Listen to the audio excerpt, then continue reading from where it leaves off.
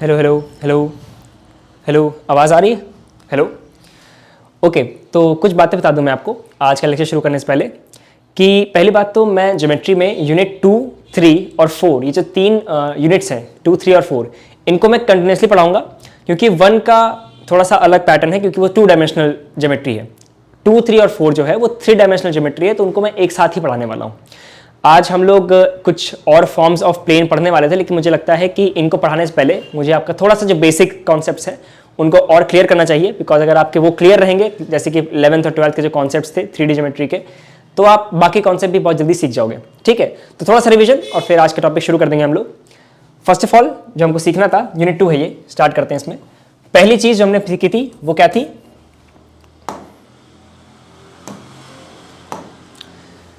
मेरे पास कोई भी पॉइंट है random x, y, z Cartesian coordinate system में, मेरे पास अगर कोई भी पॉइंट है तो मैं उसका पोजीशन वेक्टर कैसे लिखता हूं?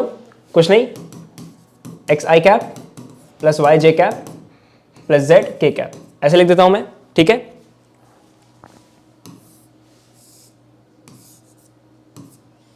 ये मेरा Cartesian coordinate, x axis, y axis, z axis. x axis में जो यूनिट वेक्टर है उसको मैं i कैप बोलता हूं, y में जो यूनिट वेक्टर है उसे मैं j कैप बोलता हूं, और जो z में यूनिट वेक्टर है उसे हम लोग k डैट से रिप्रेजेंट करते हैं। ठीक है, ये मेरा ओरिजिन है। हम लोग जितने भी यूनिट वेक्टर लिखते हैं, ये जो वेक्टर लिखा है मैंने, इसे कहते हैं पोजीशन वेक्टर। ये मेरा पोजीशन वेक्टर है।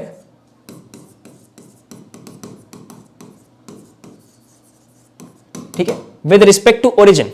ठीक है, ये हमको लिखना आना चाहिए, बहुत आसान होता है। जैसे मान लीजिए मेरे पास कोई भी पॉइंट है, लेट्स से मेरे पास ये कोई पॉइंट है 1, 2, 3। ठीक है, मान लीजिए पॉइंट ए है मेरे पास, तो इस ए का जो पोजीशन वेक्टर है ओ ए वेक्टर कैसे लिखूंगा मैं? I cap plus 2 j cap plus 3 k cap, simple and easy. ठीक है, मान लीजिए मेरे पास दूसरा कोई पॉइंट है बी, 3, 4, 5।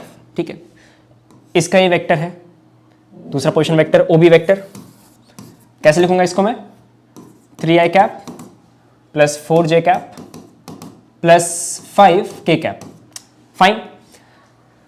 नेक्स्ट पार्ट इज कि अगर मेरे पास दो पॉइंट ऑलरेडी गिवन हो तो मैं उन दोनों पॉइंट में से किसी एक पॉइंट का vector with respect to another point कैसे लिखूंगा? जैसे यहां पे मेरे पास दो पॉइंट थे ए और बी, उनका मैंने पोजीशन वेक्टर लिख दिया, ओ A vector, O B vector, काफी आसान था लिखना इसको। मेरा क्वेश्चन ये है कि मैं ये वेक्टर कैसे लिखूंगा? ये वाला। ठीक है, ये वेक्टर लिखना है मुझे। ठीक है, तो इसको कैसे लिखूंगा मैं? तरीका क्या होता है कि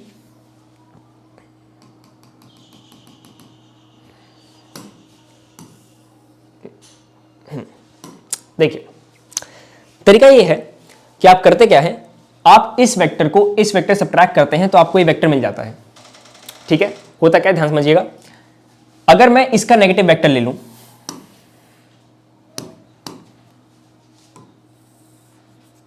that is minus O B vector, और अब इस वेक्टर को और इस वेक्टर को मैं ऐड करूं, ये और ये वेक्टर सेम है, यही मेरा बी ए वेक्टर है। तो बेसिकली मेरा जो बी ए वेक्टर था वो कैसे आया? O A vector plus minus of O B vector, that is O A vector minus O B vector.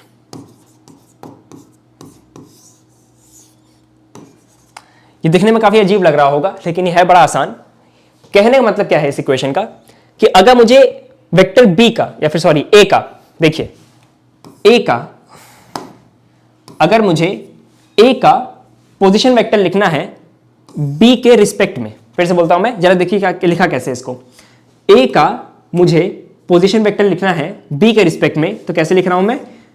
जो ए का पोजीशन वेक्टर है माइनस जो बी का पोजीशन वेक्टर, जो बी का पोजीशन वेक्टर है।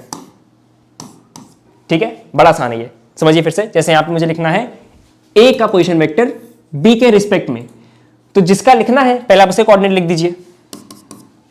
कोऑर्डिनेट क्या है? 1, 2, 3।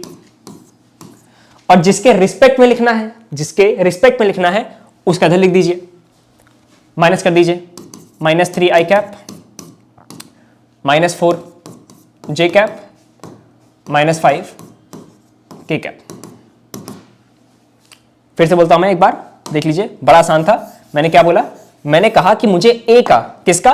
ए का, मुझे ए का पोजीशन वेक्टर लिखना है बी के रिस्पेक्ट में।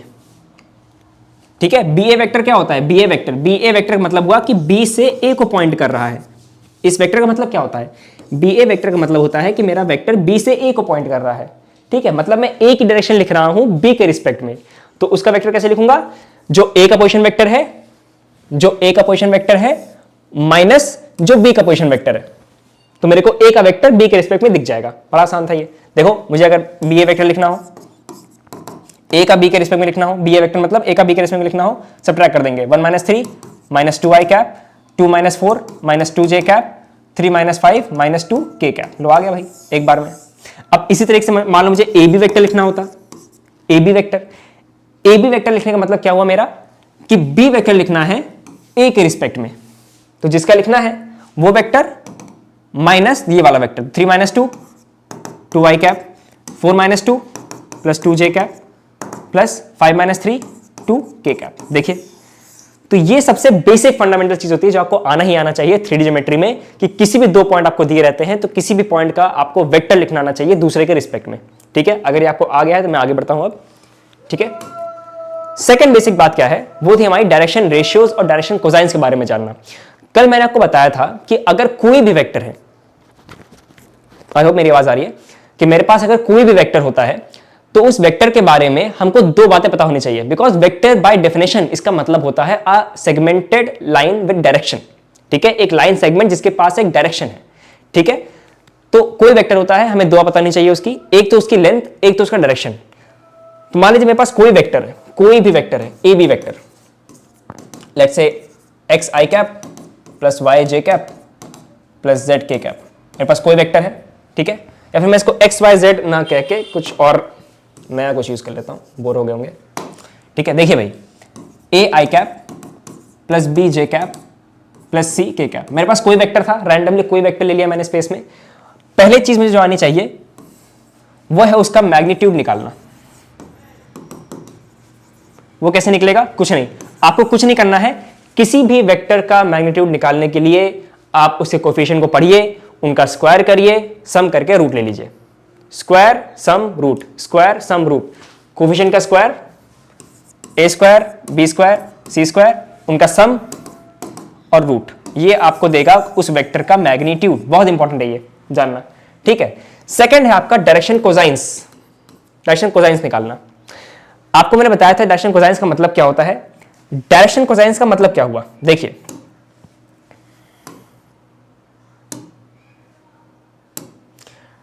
डायरेक्शन कोसाइंस का मतलब देखिए,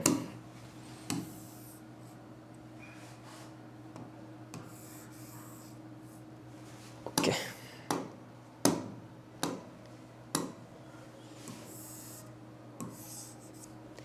ये मेरे पास कार्टेशियन कोऑर्डिनेट सिस्टम आ गया। मेरे पास x, y और z, मैं फिर से रिपीट कर देता हूं। मेरे पास कोई भी रैंडम वेक्टर है, ठीक है, ए वेक्टर है मेरे पास, पॉइंट P की ओर डायरेक्ट कर रहा है या फिर A की ओर डायरेक्ट कर रहा है। ये वेक्टर इन तीनों एक्सिस के साथ कोई ना कोई एंगल बना रहा है। ये वेक्टर जो है वो इन तीनों एक्सिस के साथ कोई ना कोई एंगल बना रहा है। ये वेक्टर जो x एक्सिस के साथ, मैं बता रहा हूं, ये वेक्टर जो x एक्सिस के साथ एंगल बना रहा है उसको मैंने बोला अल्फा। ये वेक्टर जो b एक्सिस के साथ एंगल बना रहा है उसे मैंने कहा बीटा, और ये वेक्टर जो z एक्सिस के साथ एंगल बना रहा है वो है मेरा गामा। इन एंगल्स का जो कोसाइन है, cos अल्फा, cos बीटा और cos गामा, इन्हीं को हम लोग कहते हैं डायरेक्शन कोसाइंस। ठीक है, इन्हें हम कहते हैं डायरेक्शन कोसाइंस। ठीक, इनको हम लोग जनरली L, M और N से रिप्रेजेंट करते हैं। ऐसे, ये इनका तरीका होता है रिप्रेजेंट करने का, ये याद रखिएगा। ऐसे इनको ऐसे ट्रायंगुलर ब्रैकेट्स के अंदर कॉमा के साथ L, M, N से रिप्रेजेंट करते हैं। तो अगर ऐसे लिखा होता है तो वो डायरेक्शन कोसाइंस होते हैं। L, M, N जनरली में डायरेक्शन कोसाइंस का रिप्रेजेंटेशन होता है। ठीक है, अब मेरे पास कोई वेक्टर अगर दिया हो तो मुझे उसका डायरेक्शन कोसाइन कैसे निकलेगा, उसका डेरिवेशन मैं नहीं कर रहा हूं यहाँ पे, उसकी आपको जरूरत नहीं है। जो जरूरत है वो है कि निकालते कैसा है। ठीक है, तो देखते हैं एक बार कैसे निकलेगा। देखिए, आई होप आपको क्लियर है कि डायरेक्शन कोसाइन होता क्या है, बिकॉज हालांकि मैं डेरिवेशन नहीं करा रहा हूं, इसका मतलब ये नहीं कि आपको कॉन्सेप्ट क्लियर ना हो, आपको फील होनी चाहिए उस चीज में। मैथमेटिक्स की सबसे बड़ी दिक्कत यही होती है कि हम लोग उसको विजुअलाइज नहीं कर पाते हैं। तो geometry comes in very handy in order to visualise these things, these equations. ठीक है, देखिए करना क्या है डायरेक्शन कोसाइन निकालने के लिए, आप क्या करिए, जो वेक्टर का कोफिशिएंट्स है उनको लिख दीजिए और उसके मैग्नीट्यूड से डिवाइड कर दीजिए। ठीक है, अगर मैं इसके मैग्नीट्यूड को ए बी मॉड से रिप्रेजेंट कर दूं, इसका मैग्नीट्यूड, तो मैं इससे डिवाइड कर दूंगा।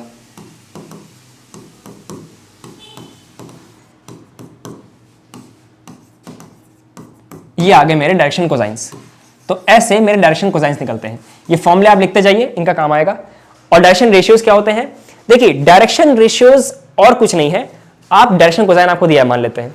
ठीक है, मान लेते हैं मेरे पास डायरेक्शन कोसाइन दिया है 0,1/2, -1/2।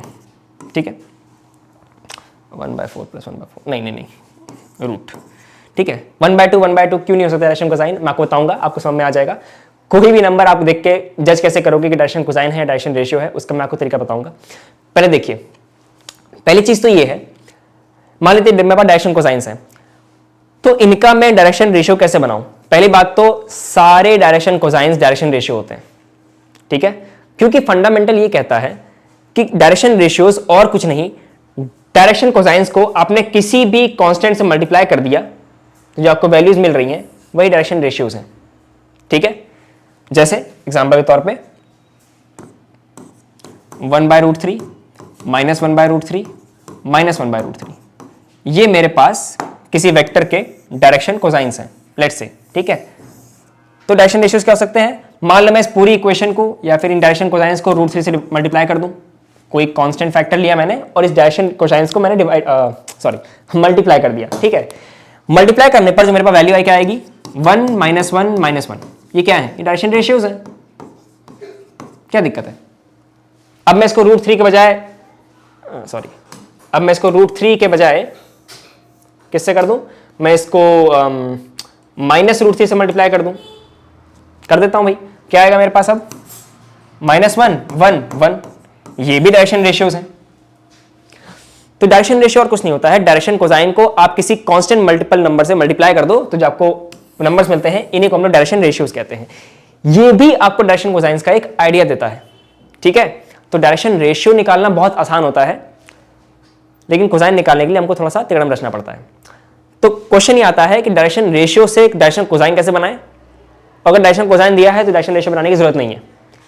ठीक है, फिर से बोलता हूं मैं, डायरेक्शन रेशियो से डायरेक्शन कोसाइन बनाना हमको सीखना होगा, लेकिन डायरेक्शन कोसाइन से डायरेक्शन रेशियो बनाने की हमको जरूरत नहीं है, क्योंकि सारे डायरेक्शन कोसाइंस डायरेक्शन रेशियोज हैं। ठीक है, देखते हैं। तो आप मेरे ख्याल से नोट कर लिया आपने कि डायरेक्शन कोसाइंस बनाते कैसे हैं, कोई वेक्टर दिया हो तो कोसाइंस कैसे लिखते हैं।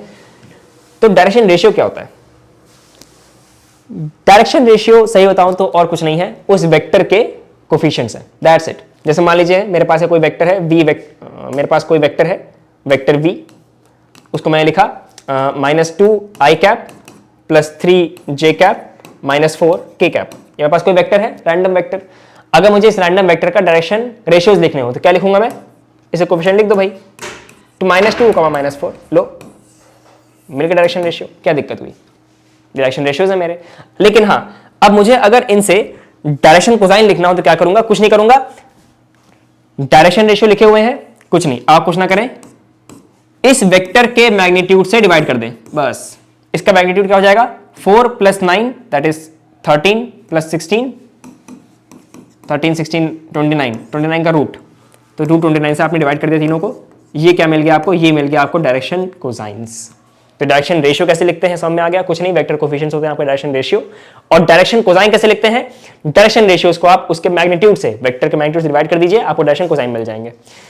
बेसिक बात समझ में आ गई। तो हमको वेक्टर के बारे में उसकी लेंथ निकालना आ गया, उसकी डायरेक्शन निकालनी आ गई, तो हमको काफी फंडामेंटल आइडिया हो गया है कि मैं किसी वेक्टर का, ठीक है, उसकी पूरी गणना मैं कर सकता हूं। अच्छा, अगर इसे समझ में आ गया हो तो मैं आगे बढ़ता हूं, फिर नेक्स्ट टॉपिक पे आते हैं। तो वेक्टर की डायरेक्शन, वेक्टर का मैग्नीट्यूड, इन बातों को देखने के बाद अब जरा नेक्स्ट टॉपिक समझते हैं, कुछ क्वेश्चंस करते हैं, फिर समझ में आएगा। ठीक है, जैसे क्वेश्चन मिलता है। अच्छा, कुछ पैरामीटर्स हैं, कुछ चीजें हैं जो आप नोट कर लें तो ज्यादा अच्छा होगा। डायरेक्शन कोसाइंस को लेकर एक बड़ी इंपॉर्टेंट चीज है, वो आपको पता होनी चाहिए। वो क्या है, वो फॉर्मूला है, आप नोट कर लीजिए। दैट इज, हमने डायरेक्शन कोसाइंस को cos अल्फा कॉस बीटा और कॉस गामा से डिफाइन किया था, ठीक है। डायरेक्शन कोसाइंस इस पर्टिकुलर कंडीशन को फॉलो करेंगे। तो अगर आपको कोई ऑप्शन में दिया हो कि भैया इनमें से डायरेक्शन कोसाइंस क्या होंगे, तो आप इन ऑप्शंस को, इस कंडीशन को चेक कर लीजिए। अगर वो कंडीशन फुलफिल होती है तो यानी कि वो डायरेक्शन कोसाइंस होंगे उस वेक्टर के, ठीक है। कंडीशन क्या है कि डायरेक्शन कोसाइंस का स्क्वायर का जो सम होता है, डायरेक्शन कोसाइंस के स्क्वायर का जो सम होता है वो 1 के इक्वल आता है। वेरी इंपॉर्टेंट, ठीक है, इंपॉर्टेंट है। अब जैसे क्वेश्चन देता हूं मैं आपको, चार ऑप्शन दिए मैंने आपको। क्वेश्चन है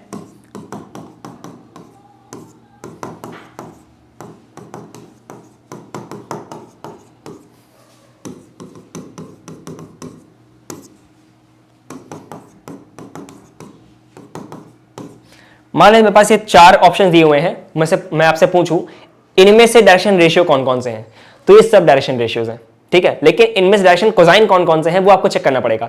चेक कैसे करेंगे आप चेक कर लीजिए क्या ये कंडीशन फुलफिल हो रही कि नहीं। 1 का स्क्वायर 1, 0 का स्क्वायर 0, 1 का स्क्वायर 1, इनको ऐड करने पर कितना आ रहा है 2 आ रहा है, यानी कि डायरेक्शन कोसाइन नहीं है। इसको देखते हैं, 0 + 0 + 1 1 आ रहा है, हाँ, यानी कि डायरेक्शन कोसाइन है। इसको देखते हैं, 1/√3 का स्क्वायर कितना होता है 1/3, 1/√3 का स्क्वायर 1/3 प्लस अब -1/√3 का स्क्वायर अगेन 1/3, इनको ऐड करने पर 3/3 यानी कि 1 आ रहा है, हाँ, यानी कि ये भी डायरेक्शन कोसाइन है। इसको देखते हैं, 1/4 + 1/4 + 1/16, नहीं, ये डायरेक्शन कोसाइन नहीं है। तो आपको चेक करना आ गया कि डायरेक्शन कोसाइन चेक कैसे करते हैं, इस कंडीशन को फॉलो करके, ठीक है। तो काफी आसान है, हम लोगों ने कुछ बेसिक बातें जान ली। अब कुछ क्वेश्चन करते हैं। एक बढ़िया क्वेश्चन जो मैंने आपको कल दिया था उसको मैं सॉल्व करवाता हूं। देखिए क्वेश्चन क्या है, काफी अच्छा क्वेश्चन है ये, और ये क्वेश्चन आपका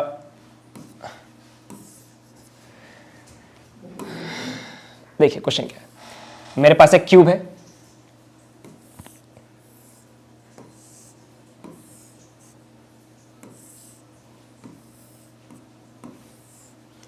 ठीक है, फाइन। मेरे पास क्यूब है, उसके वर्टेक्स है 0 A B C, ये मेरा x एक्सिस, ये मेरा y एक्सिस, ये मेरा z एक्सिस। आप मेरे साथ साथ इनके वर्टेक्स को मार्क करते रहिए, 0 A B C D E F G। चलिए आप मेरे को पहले बताइए कि इन सारे वर्टेक्स के कोऑर्डिनेट्स क्या होंगे, पहले उनको मार्क कर लेते हैं जल्दी। तो 0 क्या होंगे 0,0,0। अच्छा, अगर इस क्यूब की लेंथ मैं a बोल दूं, इस क्यूब की लेंथ कितनी है a है, इस क्यूब की लेंथ a है, तो इस a का कोऑर्डिनेट क्या होगा। मैं x में कितना चला a चला, तो मैं a के कोऑर्डिनेट लिख रहा हूं, a चला। y में कितना चला, कुछ नहीं चला। z में कितना चला, कुछ नहीं चला। तो ये मेरे कोऑर्डिनेट्स आ गए a के। b के कोऑर्डिनेट्स कितने हो गए, b कोऑर्डिनेट आइए, x में a चला, y में a चला, तो मैं b तक पहुंच गया। तो a, a, 0। c का लिखते हैं जरा, c का लिखिए। c कैसे पहुंचा मैं, x में कुछ नहीं चला, y में a चला और z में कुछ नहीं चला, तो 0, a, 0। तो ऐसे करते करते आप सारे वर्टेक्स के कोऑर्डिनेट्स आप लिखना शुरू कर दीजिए। मुझे बताइए कि इस f के कोऑर्डिनेट्स क्या होंगे। इस f के कोऑर्डिनेट्स होंगे a, a, ठीक है, समझ में आ गया। तो ये मेरे किसी भी 3 डायमेंशनल शेप अगर मुझे दिया हो तो उनके वर्टेक्स के कोऑर्डिनेट लिखने मुझे आने चाहिए, ठीक है। अब क्वेश्चन पे आते हैं जरा। ये क्वेश्चन नहीं था, क्वेश्चन बड़ा अच्छा है। क्वेश्चन क्या कह रहा है, क्वेश्चन कह रहा है कि मुझे OF वेक्टर लिखना है, OF वेक्टर। तो OF वेक्टर क्या है, पहले तो उसको मैं ड्रॉ कर लेता हूं एक बार। OF वेक्टर मेरा ये वाला वेक्टर है, ये वाला वेक्टर OF वेक्टर है। मुझे इसको रिप्रेजेंट करना है वेक्टर फॉर्म में। कैसे लिखूंगा, क्योंकि मैं ओरिजिन के रिस्पेक्ट में लिख रहा हूं तो ये पोजीशन वेक्टर हो गया उसका, आसान सी बात है, वो भी ओरिजिन के रिस्पेक्ट में। तो इस वेक्टर को कैसे लिखेंगे, कुछ नहीं लिखेंगे, इस वेक्टर को जिस तरह पॉइंट कर रहा है उसे कोऑर्डिनेट लिख देंगे, बस खत्म। क्या होगा इसका answer, AI cap plus AJ cap. मेरे ख्याल शायद दिख नहीं रहा होगा, मैं दूसरा कलर का पेन यूज कर लेता हूं, ठीक है। अब ठीक है, तो AI cap plus AJ cap plus AK cap, ठीक है। तो ये मेरा OF के वेक्टर हो गया, ये मेरा पोजीशन वेक्टर था। नेक्स्ट क्वेश्चन ज्यादा अच्छा है, वो देखते हैं। अरे वाह क्या कलर है। मेरे को जरा DF वेक्टर का लिख के दिखाइए, DF वेक्टर कैसे लिखेंगे। अब देखिए मैं दिखाता हूं DF वेक्टर। अब देखो मुझे F वेक्टर लिखना है D के रिस्पेक्ट में, ठीक है। कैसे करूंगा, यानी कि पहले मैं F का पोजीशन वेक्टर लिखूंगा और उसको D के पोजीशन वेक्टर से सब्ट्रैक्ट कर दूंगा, खत्म कहानी। एफ का पोजीशन वेक्टर क्या है? एफ का पोजीशन वेक्टर ये है, सॉरी, एफ का पोजीशन वेक्टर ये है, क्या है? ए i cap plus A J cap plus ए के कैप माइनस, अब डी का पोजीशन वेक्टर क्या है? डी का पोजीशन वेक्टर ये है जो कि है 0 आई कैप प्लस 0 जे कैप प्लस ए के कैप। कुछ नहीं भाई, अब इसको सब्ट्रैक्ट कर दीजिए। देखिए पहली बात तो आप बीएससी सेकंड सेमेस्टर में ज्योमेट्री पढ़ रहे हैं तो आपको थोड़ी बहुत नॉलेज होनी चाहिए कि वेक्टर को ऐड कैसे करते हैं, सब्ट्रैक्ट कैसे करते हैं, डॉट प्रोडक्ट क्या होता है, क्रॉस प्रोडक्ट क्या होता है, थोड़ी बहुत इक्वेशन सॉल्विंग, साइमल्टेनियस, ये सब आपको आना चाहिए। ठीक है, थोड़ा सा आप बेसिक अपने पढ़ते रहिए, रिवाइज करते रहिए। मैं ये नहीं कह रहा कि आप बैठ के लेक्चर देखना शुरू कर दो क्लास 11 12 के, लेकिन हाँ आपको थोड़े बहुत बेसिक्स आने चाहिए। ठीक है, वेक्टर का एडिशन, सब्ट्रैक्शन, मल्टीप्लिकेशन, डिवीजन आना चाहिए। ठीक है, बाकी मैं तो आपको बताते ही रहूंगा बेसिक बेसिक। देखिए अब देखिए सब्ट्रैक्ट कर दीजिए भाई, तो कितना आएगा? ए i cap plus A J cap, subtract कर रहा हूं सिंपली, और इधर आ जाएगा आपका बस खत्म 0 के कैप। तो ये आपका डीएफ वेक्टर हो गया। ठीक है, तो यानी कि इस क्वेश्चन के थ्रू हम ये सीख जाते हैं कि किसी भी पॉइंट को किसी दूसरे पॉइंट के रिस्पेक्ट में कैसे लिख सकते हैं वेक्टर फॉर्म में। काफी काम आने वाला है हमारे प्लेन्स को डिफाइन करने के लिए। ठीक है, तो अब ये अगर हो चुका है तो मैं आगे बढ़ता हूं और नेक्स्ट स्टेप चलते हैं। ठीक है, ओके, तो कल मैंने आपको प्लेइंग डेफिनेशन बताई थी, आज हम लोग कुछ और बातें देख लेते हैं। कुछ फॉर्मूले हैं जो आप मैं चाहता हूं कि आप लोग लिख लें ताकि उनमें दिक्कतें ना हो। First of all distance formula जो आपको आना चाहिए। डिस्टेंस फॉर्मूला क्या होता है? तो ये कुछ फॉर्मूले हैं आपके इंपॉर्टेंट, इन फॉर्मूले डेरिवेशन में नहीं करा रहा, इन फॉर्मूले को आप तुरंत लिख लीजिए, नोट करते रहिए मेरे साथ साथ। ठीक है, ये फॉर्मूले बहुत काम आएंगे। सबसे पहला फॉर्मूला जो है वो है आपका डिस्टेंस फॉर्मूला, यानी कि किन्हीं दो पॉइंट के डिस्टेंस का बीच का डिस्टेंस, सॉरी, ठीक है, दो पॉइंट के बीच का डिस्टेंस कैसे निकालते हैं? कैसे निकालते हैं? मान लेते हैं कि मेरे पास दो पॉइंट्स हैं, एक है x1, y1, z1 और एक है मेरे पास x2, y2, z2। दो पॉइंट्स हैं, इन दोनों के बीच का डिस्टेंस जो होगा कैसे निकलेगा? कैसे निकलेगा? कैसे निकलेगा? ऐसे निकलेगा। देखो, रूट ऑफ, आप किसी भी एक पॉइंट को पकड़ लो और दूसरे पॉइंट से साइमल्टेनियसली सब्ट्रैक्ट कर दो। ठीक है, यानी कि उस पॉइंट से, यानी कि x2 माइनस x1 का whole square plus y2 minus y1 का whole square plus z2 minus z1 का होल स्क्वायर। ये आपको दे देगा डिस्टेंस फॉर्मूला, दो पॉइंट के बीच का डिस्टेंस। बहुत पूछता है ये। ठीक है, अच्छा, मैं अगर आपसे बोलूं कि मेरे पास कोई पॉइंट दिया है, उसका डिस्टेंस फ्रॉम ओरिजिन निकालो, कैसे निकालोगे? कुछ नहीं, क्योंकि एक पॉइंट ओरिजिन है और उसके रिस्पेक्ट में आप डिस्टेंस निकाल रहे हो, तो ये पॉइंट क्या हो जाएगा? 0,0,0। यहां पे आप 0,0,0 दोगे तो आपको मिल जाएगा आंसर। ठीक है, ठीक है, अगला फॉर्मूला लिखिए। अगला फॉर्मूला आपका सेक्शन फॉर्मूला है। सेक्शन फॉर्मूला मेरे ख्याल से इतना क्वेश्चन आए इस पे चांसेस कम है, लेकिन अगर आ गया तो आप लोग ये मत सोचना कि अगर काश पढ़ लिया होता है फॉर्मूला। सेक्शन फॉर्मूला क्या कहता है आपका? आपका सेक्शन फॉर्मूला बहुत इजी है। सेक्शन फॉर्मूला आप दो तरीके समझ सकते हो, एक है वेक्टर फॉर्म और एक है इसका कार्टेशियन फॉर्म। सेक्शन फॉर्मूला क्या कहता है कि मान लेते हैं मेरे पास दो पॉइंट्स हैं, x1, y1, z1, और दूसरा, ये आपका सेक्शन फॉर्मूला बताने जा रहा हूं मैं आपको। सेक्शन फॉर्मूला क्या बोलता है? दो पॉइंट्स हैं, x1, y1, z1 और x2, y2, z2। ये आपके दो पॉइंट्स हैं, a और b। पहली बात तो ये है क्या, वो समझ लेते हैं एक सेकंड में, कि ये मैंने जो लाइन ज्वाइन की, दो पॉइंट्स की जो मैंने लाइन ज्वाइन की, मैंने कोई एक पॉइंट ले लिया बीच में p, let's say p point ले लिया।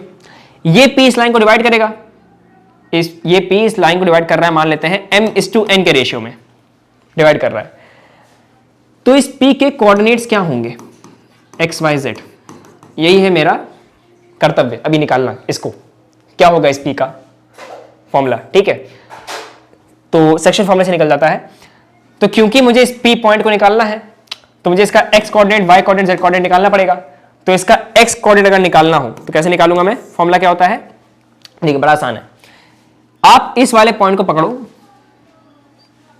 और इसके दूर वाला जो रेशियो है उससे मल्टीप्लाई करो, यानी कि x1 इंटू n प्लस इस वाले पॉइंट को पकड़ो और उसके दूर वाले रेशियो से मल्टीप्लाई करो, x2 into m divide by sum of ratios m plus n। ये आपको देगा उस p पॉइंट का जो हमको निकालना है उसका x कोऑर्डिनेट। ठीक है, सिमिलरली आप सेम फॉर्मूले से इसका y कोऑर्डिनेट निकाल लोगे। उसमें क्या करोगे? y1 into n plus y2 into m upon m plus n, वो आपको y कोऑर्डिनेट दे देगा। z कोऑर्डिनेट निकालना हो क्या करोगे, z1 into n, z2 into m upon sum of ratios. ये आपको z कोऑर्डिनेट देगा, तो आपको x y z तीनों कोऑर्डिनेट मिल गए, आपको सेक्शन फॉर्मूले में उस पॉइंट का कोऑर्डिनेट्स मिल जाएगा। ठीक है, एक क्वेश्चन कर लेते हैं जल्दी से इसके ऊपर, सेक्शन फॉर्मूले के ऊपर, ताकि आपका ये छोटा सा जो टॉपिक है मेन क्या पता क्वेश्चन आ ही जाए, वो हो जाएगा। ठीक है, तो इस फॉर्मूले को नोट कर लीजिए, एक क्वेश्चन कर लीजिए इसके ऊपर जल्दी से। ऐसे मान लीजिए क्वेश्चन है मेरे पास, 2 पॉइंट्स है 1, 2, वाह क्या राइटिंग है, देखो अरे भाई जल्दी 1, 2, 3 और 2, 3, -4 लेट्स से, और मुझे इसका एक पॉइंट निकालना है जो इस लाइन को 1:2 में डिवाइड कर रहा है। ठीक है, तो उस पॉइंट के कोऑर्डिनेट्स क्या होंगे, तो यानी कि कुछ ऐसा है, 1, 2, 3 एक पॉइंट है, 2, 3, -4 एक पॉइंट है, इनको ज्वाइन करने वाली एक लाइन है, कोई एक पॉइंट P है, उसके मुझे कोऑर्डिनेट पता नहीं है, लेकिन वो इस लाइन को 1:2 में डिवाइड कर रहा है, तो मुझे P पॉइंट निकालना है। कैसे निकलेगा, कुछ नहीं करना है भाई, देखो मैं यही करके दिखाता हूँ इसका x कोऑर्डिनेट क्या होगा इस पॉइंट का, 1:2 plus 2:1 upon sum of ratios 3, ये आ गया इसका x कोऑर्डिनेट P पॉइंट का। ठीक, यानी कि 4/3। y कोऑर्डिनेट निकालना है, तो y कोऑर्डिनेट निकाल लेंगे भाई, क्या दिक्कत है। y कोऑर्डिनेट के लिए क्या करेंगे, कुछ नहीं करेंगे, y कोऑर्डिनेट के लिए इसका y कोऑर्डिनेट 2:2 मतलब दूर वाला रेशियो 2:2। देखो सेक्शन फॉर्मूला को अगर आपको यूज करना है तो आप लोग तुरंत छोटे से रफ पेज में इसका डायग्राम बना लो, दोनों पॉइंट्स को अगर आप लिख लोगे और फिर जो इसका डायग्राम बना के सॉल्व करोगे जल्दी सॉल्व हो जाएगा। ठीक है, आपको रटना नहीं पड़ेगा फॉर्मूला, बिकॉज फॉर्मूले इसमें कई सारे हैं इस चैप्टर में। ज्योमेट्री में आपका देखो, ज्योमेट्री सब्जेक्ट इजी है नो डाउट, लेकिन फॉर्मूले आपको थोड़ा सा मेमोराइज करना आना चाहिए और उनको कैसे अप्लाई करना है वो आना चाहिए, तो आपका खड़ा खड़ा क्वेश्चन लग जाएंगे। ठीक है, डेरिवेशन तो आनी नहीं है। खैर, तो 2:2 4 plus 3:1 3 upon sum of ratios 3, ये आपका हो गया y coordinate. Similarly z coordinate निकालना हो 3:2 6 प्लस -4:1, साइन का ध्यान देना है आपको, -4:1 -4 अपॉन सम ऑफ रेशियोज 3, ये आपका z कोऑर्डिनेट आ गया। तो ऐसे आपको सेक्शन फॉर्मूला अप्लाई करना आ गया होगा, आई होप सो। ठीक है, तो डिस्टेंस फॉर्मूला हो गया, सेक्शन फॉर्मूला हो गया, नंबर 1 नंबर 2। अगले फॉर्मूले पे आते हैं। हाँ, नेक्स्ट फॉर्मूला जो थोड़ा सा इंपॉर्टेंट है आपके पॉइंट ऑफ व्यू से, जो कि है मिड पॉइंट फॉर्मूला। देखिए, मिड पॉइंट फॉर्मूला कोई अलग से फॉर्मूला नहीं है, वो सेक्शन फॉर्मूला का ही एक स्पेशल केस है, जिसमें आपका जो पॉइंट है जिस रेशियो में डिवाइड कर रहा है लाइन को, वो रेशियो 1:1 है, मतलब लाइन को इक्वल डिवाइड कर रहा है। ठीक है, तो मिड पॉइंट फॉर्मूला कोई अलग से फॉर्मूला नहीं है, वो सेक्शन फॉर्मूले का ही एक स्पेशल केस हो गया। ठीक है, ओके। अच्छा, before I move on further, ठीक है, एक बड़ा इंपॉर्टेंट कॉन्सेप्ट है जो आपको मैं सिखाना चाहता हूं, जो कि है angle between two vectors. Very important concept, बहुत काम आएगा, ये बहुत जरूरी है, एंगल बिटवीन टू वेक्टर्स। ठीक है, होता क्या है, मान लीजिए मेरे पास एक वेक्टर है, वेक्टर r1, ठीक है, a i cap plus b j cap plus c k cap. ठीक है, इसको मैं a1 b1 c1 बोल देता हूं, ताकि मैं r2 वेक्टर लिख सकूं। r2 वेक्टर को मैं लिखता हूं a2 i cap plus b2 j cap plus c2 k cap. तो मान लो मेरे पास ये दो वेक्टर दिए हुए हैं। अब अगर मुझे इन दोनों वेक्टर के बीच का एंगल निकालना हो, क्या निकालना हो, एंगल, वो कैसे निकालूंगा, तो एंगल निकालने के लिए हम लोग वेक्टर का एक बड़ा ही यूजफुल टूल इस्तेमाल करते हैं, जो कि है इसका डॉट प्रोडक्ट। ठीक है, वेक्टर्स में दो तरह के प्रोडक्ट होते हैं, एक होता है डॉट प्रोडक्ट, एक होता है क्रॉस प्रोडक्ट, एक और होता है हम लोग कहते हैं स्केलर प्रोडक्ट। ठीक है, स्केलर ट्रिपल प्रोडक्ट नहीं, वो तो बॉक्स प्रोडक्ट हो गया, एक होता है स्केलर प्रोडक्ट। ठीक है, तो तीन तरह के प्रोडक्ट होते हैं वेक्टर्स में, हम लोग यहाँ पे यूज करेंगे इसका डॉट प्रोडक्ट, इन दोनों वेक्टर के बीच का एंगल निकालने के लिए। ठीक है, फाइन कैसे निकलेगा, बहुत सिंपल सा केस है, करना कुछ नहीं है, आपको पता है r1 vector dot r2 vector gives you r1 r2 cos theta. ये थीटा ही आपका एंगल है इन दोनों वेक्टर्स के बीच में। ठीक है, ये थीटा ही आपका एंगल है इन दोनों वेक्टर्स के बीच में। कैसे निकलेगा, एग्जांपल देता हूं मैं आपको। तो फॉर्मूला क्या हो गया, cos थीटा यानी कि वेक्टर के बीच का एंगल इज इक्वल टू इन दोनों वेक्टर्स का डॉट प्रोडक्ट अपॉन इन वेक्टर्स के मैग्नीट्यूड का प्रोडक्ट। देखिए, ऐसे इस फॉर्मूले को याद रखिए, इस तरीके से इस फॉर्मूले को याद रखिए कि आपको दो वेक्टर के बीच का एंगल कैसे निकालना है। न्यूमरेटर में दोनों वेक्टर का डॉट प्रोडक्ट न्यूमरेटर में दोनों वेक्टर का डॉट प्रोडक्ट, डिनोमिनेटर में दोनों वेक्टर के मैग्नीट्यूड का प्रोडक्ट। फॉर्मूला याद हो गया? अब इसको अप्लाई करते हैं तो आपको सब समझ में आ जाएगा। एक क्वेश्चन करते हैं खटाक से, नेक्स्ट स्लाइड पे लेते हैं क्वेश्चन को। क्या दिक्कत है, इसको यहां से हटा दें, क्लीन रखते हैं इसे, स्लाइड्स की कमी है नहीं। देखो भाई, जैसे ठीक है, फाइन। देखो अरुण वेक्टर क्या है, मान लो मेरे पास है 2i cap plus 3j cap plus 4k cap.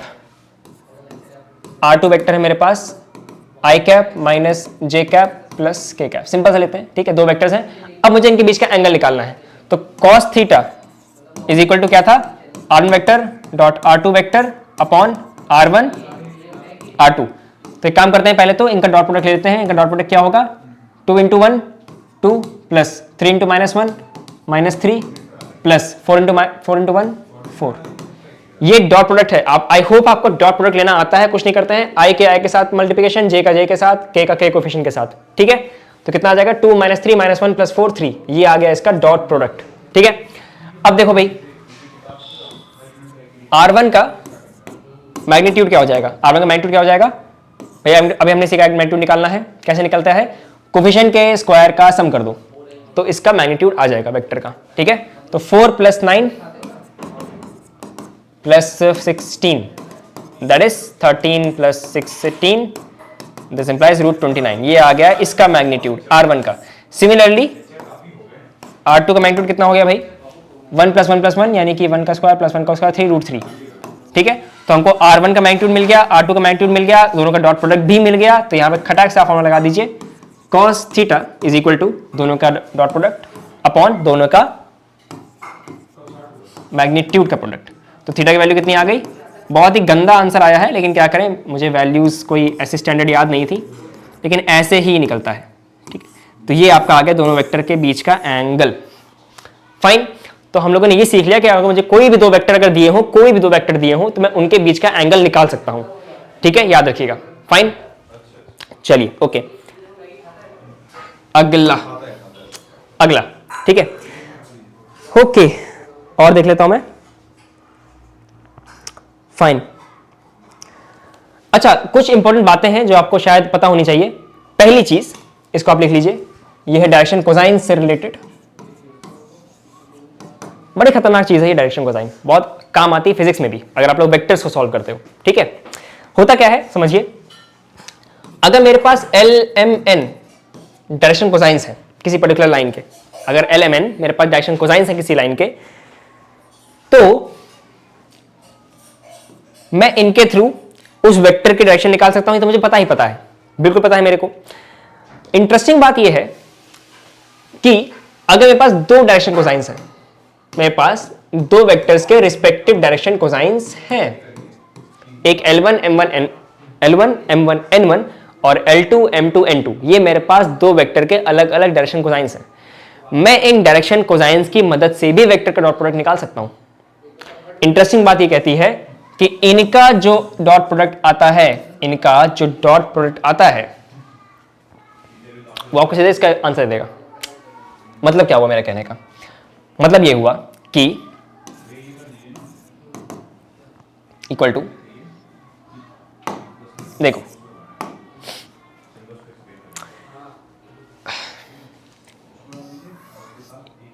इन डायरेक्शन कोसाइंस का स्क्वायर का सम कितना था, 1, क्लियर। अगर इन डायरेक्शन कोसाइंस का स्क्वायर का सम 1 है, तो ये हमको एक आइडिया ये देता है कि हम लोग डायरेक्शन कोसाइन की मदद से कोई भी यूनिट वेक्टर बना सकते हैं। एक्चुअली में डायरेक्शन कोसाइंस का काम सिर्फ डायरेक्शन निकालने में नहीं आता है, वो किसी भी वेक्टर का यूनिट वेक्टर निकालने में आता है। बड़ी इंटरेस्टिंग बात है ये, किसी भी वेक्टर का रैंडमली, कोई वेक्टर हो, किसी भी वेक्टर का अगर हमें यूनिट वेक्टर निकालना हो तो हम लोग कुछ नहीं करते हैं, उसका डायरेक्शन कोसाइन निकालते हैं और कॉरेस्पॉन्डिंगली उसको वेक्टर को लिख देते हैं। मेरे कहने का मतलब क्या हुआ, मेरे कहने का मतलब ये है, मान लेते हैं 2i cap minus j cap plus 2k cap, ये रैंडमली कोई वेक्टर है मेरे पास। मुझे इस वेक्टर का यूनिट वेक्टर चाहिए। मेरे पास ये वेक्टर है, मान लो इस वेक्टर को मैंने बोला a वेक्टर, यही वेक्टर, ठीक है, मुझे इस वेक्टर का यूनिट वेक्टर चाहिए, बिकॉज हम लोग कई केसेस में जब प्लेन के बारे में पढ़ेंगे, प्लेन्स को जब पढ़ेंगे आगे चल के, प्लेन, स्फीयर, सिलेंडर, कोन, इन सब चैप्टर्स हम लोग पढ़ने जाएंगे, वहां पे इन यूनिट वेक्टर्स का बहुत काम होता है। ठीक है, तो हमको ये आना चाहिए कि हम लोग किसी भी वेक्टर से उसका यूनिट वेक्टर कैसे बनाते हैं। कुछ नहीं करते हैं, आप लोग करते क्या हो, पहली बात तो उस वेक्टर का यूनिट वेक्टर का मतलब क्या हुआ, मतलब कि एक ऐसा वेक्टर जो उसी वेक्टर के डायरेक्शन में हो लेकिन उसकी लेंथ 1 हो, यूनिटी हो, उसको कहते हैं यूनिट वेक्टर। ठीक है, कैसे बनाएंगे, कुछ नहीं करेंगे, आप लोग करो ये कि इसके डायरेक्शन कोसाइंस क्या होंगे, इसके डायरेक्शन कोसाइंस होंगे ये 2 - 1, अरे 2 - 1 और 2 अपॉन इसका मैग्नीट्यूड, इसका मैग्नीट्यूड कितना है 4 + 1 5 + 4 9, 9 का रूट 3 मतलब 3। हमको मिल गया इसका यूनिट वेक्टर, नहीं है इसका यूनिट वेक्टर, क्या है इसका यूनिट, क्या है इसका यूनिट वेक्टर, ये है इसका यूनिट वेक्टर, देखो भाई